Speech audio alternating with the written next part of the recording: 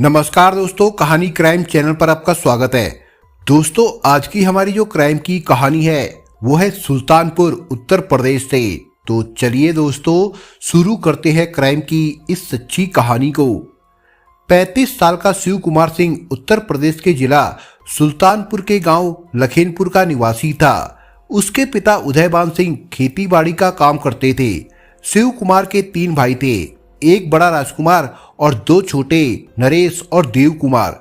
राजकुमार की शादी हो चुकी थी, वो पिता के साथ खेती के काम में हाथ बटाता था। शिव कुमार की शादी करीब 12 साल पहले उमा से हुई थी। बाद में वो 2 बेटियों की मां बनी।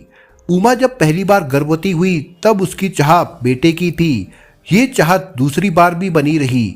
दोनों बार उमा को निराश होना पड़ा। शिव कुमार को पता था कि बेटा ना होने से उमा दुखी है। वो उसे समझाता भी था, लेकिन वो बेटा ना होने के गम में घुलती रहती थी। ये अलग बात है कि कई मायनों में बेटियां बेटों से लाख गुना बेहतर होती है। उमा के जी में तो आग लगी रहती कि सबके बेटे हुए पर उसे नहीं हुआ। उसमें ऐसी कौन सी कमी है जो बेटी पर बेटी हो गई। बच्चों के बड़े होने पर खर्चा तो बढ़ा, लेकिन आमदनी उस हिसाब से नहीं बढ़ी। शिव कुमार बाहर जाकर काम करने की सोचने लगा। उसके गांव के कुछ लोग फरीदाबाद में काम करते थे।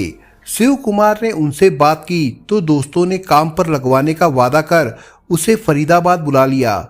शिव कुमार पत्नी और बच्चों को छोड़कर फरीदाबाद चला गया। फरीदाबाद में एक फैक्ट्री में उसकी नौकरी लग गई। वहां काम पर लगने के कुछ दिन बाद ही उसने किराए पर कमरा ले लिया। रहने का सही ठिकाना हुआ तो वो गांव आकर पत्नी उमा और दोनों बेटियों को अपने साथ फरीदाबाद ले गया। इस तरह उसकी गृहस्थी की गाड़ी ठीक ठाक चलने लगी। शिव कुमार का छोटा भाई देव कुमार गांव में बेरोजगार घूमता था। उसने कुछ दिनों बाद देव कुमार को भी फरीदाबाद बुला लिया। उसने उसे भी काम पर लगवा दिया। दोनों भाई अच्छा कमाने लगे। उमा के लिए फरीदाबाद अजनबी शहर था। वो दिन भर कमरे में ही रहती थी और कमरे में 2 ही इंसान थे जिनसे वो बात कर सकती थी, एक पति और दूसरा देवर। पति से तो उमा सीमित बात करती, लेकिन देवर से खूब गपशप करती थी। देव कुमार उमा से आयु में छोटा था और अविवाहित था। वैसे भी देवर भाभी का रिश्ता होने की वजह से उनमें खूब पड़ती थी। पहले तो उमा के प्रति देव कुमार की नीयत में खोट नहीं थी, लेकिन जब से उमा ने उसके सामने बेटा ना होने का राग अलापना शुरू किया तब से देव कुमार की नीयत डोलने लगी। भाभी की इसी कमजोरी का लाभ उठाकर देव कुमार अपना उल्लू सीधा करने की सोचने लगा। एक दिन काम से वापस आकर देव कुमार जब उमा के पास बैठा तो उमा ने फिर अपने दुखड़े का पुलिंदा खोल दिया। पता नहीं मैंने ऐसा कौन सा अपराध किया था जिसका दंड बेटियों के तौर पर मुझे मिल रहा है। देव कुमार को अपना उल्लू सीधा करने की दिशा मिल गई। भाभी, बेटा और बेटी तो समान होते हैं, फिर तुम्हें बेटियों से चिढ़ क्यों है? मुझे बेटियों से चिढ़ नहीं, अपने नसीब से शिकायत है, उमा बोली। 2 बेटियों में एक भी बेटा हो गया होता तो आज मेरे कलेजे में आग न लगी होती। कम से कम बुढ़ापे का सहारा और चिता में आग देने वाला भी तो कोई होना चाहिए। बेटा ना होने से हमारे बाद तुम्हारे भैया का वंश ही खत्म हो जाएगा। भाभी, विश्वास रखो। देव कुमार ने आकाश की ओर उंगली उठाई। नीली छतरी वाले के घर देर है, अंधेर नहीं। भाभी, लगातार 2 बेटियां होने से तुम खुद को दोषी क्यों मानती हो? देव कुमार ने स्वार्थ की बिसात पर सातिर चाल चली। तुम्हारी ये इच्छा जरूर पूरी होगी। उमा ने उसकी आंखों में देखा। ये तुम किस आधार पर कह रहे हो? इसलिए कि शायद तुम्हें पता नहीं कि बेटा हो या बेटी, उसके लिए जिम्मेदार माँ नहीं पिता होता है। उमा ने चौंक कर उसकी ओर देखा। मैं समझी नहीं, खुलकर बताओ।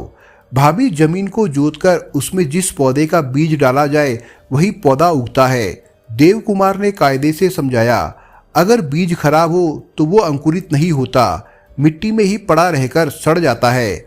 हाँ, सड़ जाता है। और बीज कमजोर होता है तो उससे निकला पौधा भी कमजोर होता है ना? हाँ, होता है। बस बेटियां होने की भी यही वजह है। देव कुमार ने उमा को अपने शब्दों में समझाकर उसकी दुखती रग पर उंगली रख दी।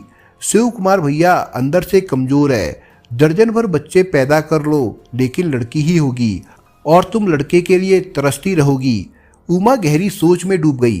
देव कुमार ने उसकी भावनाओं पर एक और चोट की।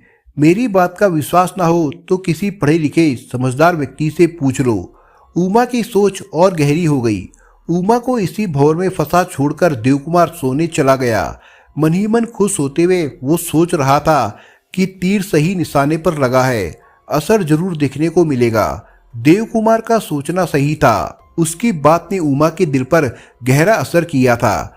उमा कुछ देर बाद सोच के भंवर से निकली और उसने तय किया कि वो पता करेगी कि क्या वास्तव में संतान के लिंग धारण का जिम्मेदार पिता होता है। अगले ही दिन बीमारी का बहाना बनाकर उमा एक लेडी डॉक्टर के यहाँ गई। उसने डॉक्टर से पूछा तो उसने कहा कि संतान के लड़की या लड़का होने के उत्तरदायी पिता होता है। डॉक्टर ने उमा को XY की थ्योरी भी समझा दी। लेडी डॉक्टर के जवाब से उमा के मन पर छाया अपराध बोध छट गया। अब पति से उसे चिढ़ हो गई। वो सोचने लगी कि जरूर उसे पता होगा कि वो बेटा पैदा करने लायक नहीं है, इसलिए लड़कियों की हिमायत करता है। उस दिन जब देवकुमार वापस आया तो उमा बोली, तुमने बताकर बहुत अच्छा किया, हकीकत बताकर मेरी आंखें खोल दी। भाभी ये तो अच्छी बात है, और अच्छी बात तब होगी जब तुम ये बताओ कि तुम्हारे भैया का इलाज कहाँ कराऊं, जिससे हमारे आंगन में भी बेटा खेले कूदे। देवकुमार समझ रहा था कि भाभी बेटा पैदा करने के लिए उतावली है और उसके लिए किसी भी सीमा तक जा सकती है, इसलिए उसने जाल फैलाया। भाभी भैया का इलाज तो संभव नहीं है, लेकिन तुम जरूर पुत्रवती हो सकती हो। वो कैसे? उमा की आंखों में उम्मीद की किरण दिखने लगी। तुम्हें किसी दूसरे से नियोग कराना होगा। वो बोला, नियोग में क्या करना होगा? उमा ने पूछा। तुम्हें पराये मर्द के साथ मिलन करना होगा, देवकुमार ने बताया। क्या बकवास कर रहे हो? उमा आंखें दिखाने लगी। ऐसी बात कहते हुए तुम्हें शर्म आनी चाहिए। तुम्हारे भैया ने सुना तो ना जाने क्या कर देंगे, तो फिर बेटियों से ही संतोष करो। उमा कई दिन तक सोचती रही। उसने अपनी इच्छा दबाने का भी प्रयास किया, परंतु नाकाम रही। किसी भी दशा में वो बेटे को जन्म देना चाहती थी। बहुत सोचने के बाद वो पतित होने को तैयार हो गई। दूसरे दिन उसने देवकुमार को अपना फैसला सुना दिया। मैं तुम्हारी सलाह पर अमल करने को तैयार हूँ। सवाल यह है कि ये काम होगा कैसे? भाभी काम भी हो जाएगा और किसी को भनक तक नहीं लगेगी। कैसे? मैं हूं ना, मेरी नसों में भी वही खून है जो भैया के शरीर में है। खून वही रहेगा पर शरीर बदल जाएगा। इस तरह भैया की नस्ल भी खराब नहीं होगी। सोच कर बताऊंगी। उमा ने काफी सोचा, फिर फैसला किया कि उसे हर हाल में बेटा चाहिए। इसके लिए वो देवकुमार से नियोग करेगी। अगले दिन उमा ने देवकुमार को नियोग करने की सहमति दे दी। देवकुमार बेताब था तो उमा शर्म से गड़ी जा रही थी। देवकुमार ने उसे बाहों में लेकर प्यार करना शुरू किया तो उसकी शर्म जाती रही। फिर वे वासना के सागर में गोते लगाने लगे। देवकुमार के नए जोश और उमा के अनुभव ने ऐसा कमाल दिखाया कि इस पहले मिलन से वे एक दूसरे के दीवाने हो गए। कई महीने बीतने के बाद उमा को देवकुमार से गर्व नहीं ठहरा, पर अवैध संबंधों का सिलसिला बदस्तूर जारी रहा। उमा तन से देवकुमार की हुई तो उसे मन से भी उसी की होते देर नहीं लगी। कोरोना महामारी के चलते देश में लॉकडाउन हुआ तो 24 मई 2020 को शिव कुमार पत्नी, बच्चों और देवकुमार के साथ फरीदाबाद से गांव वापस आ गया। फरीदाबाद में तो शिव कुमार के ना रहने पर दोनों खूब मस्ती करते थे, लेकिन गांव आने पर शिव कुमार के साथ साथ घर के और लोग भी थे। उन सब की नजरों से बचकर मिलना आसान नहीं था, लेकिन दोनों किसी तरह मिलकर मिलन का आनंद ले लेते थे। 14 जुलाई 2020 की सुबह शिव कुमार का शव घर से 200 मीटर दूर भीटे में पड़ा मिला। सुबह गांव की महिलाएं उधर गई तो देखा, तब उन्होंने इसकी जानकारी गांव वालों को दी। घर वाले वहां पहुंचकर रोने बिलखने लगे। गांव के ही शुभम सिंह नाम के व्यक्ति ने पुलिस को घटना की सूचना दी। सूचना पाकर SO Manbodh Tiwari police team के साथ घटनास्थल पर पहुंच गए। मृतक शिव कुमार के शव का उन्होंने निरीक्षण किया। उसके सिर पर किसी तेज धारदार हथियार के गहरे निशान थे। आसपास का मुआयना करने पर घटना से संबंधित कोई सुराग हाथ नहीं लगा। पूछताछ के दौरान परिजन कुछ भी बताने से हिचक रहे थे। घटना की सूचना देना तो दूर, वो शव का अंतिम संस्कार करने की तैयारी कर रहे थे। इस पर एसओ को शक हो गया कि मृतक के घरवाले जानते हैं कि किसने उनके बेटे की हत्या की है, लेकिन हत्यारा भी कोई अपना करीबी होने की वजह से मुंह नहीं खोल रहे हैं। फिलहाल एसओ मनबोध तिवारी ने घटनास्थल की कार्रवाई निपटाकर शव को पोस्टमार्टम के लिए मोर्चरी भेज दिया। पुलिस ने शिव कुमार के पिता उदयभान सिंह की तरफ से अज्ञात के खिलाफ धारा 302 के तहत मुकदमा दर्ज कर लिया। एसओ तिवारी ने घटना के संबंध में गांव वालों से पूछताछ की तो पता चला कि घटना वाले दिन शाम को शिव कुमार का अपने भाई देव कुमार से झगड़ा हुआ था। इससे पहले भी दोनों भाइयों का एक दो बार झगड़ा हो चुका था। देव कुमार घर से फरार भी था, इसलिए एसओ तिवारी का शक देव कुमार पर पुख्ता हो गया। 17 जुलाई 2020 को उन्होंने मुखबिर की सूचना पर धनपतगंज से देव कुमार को गिरफ्तार कर लिया।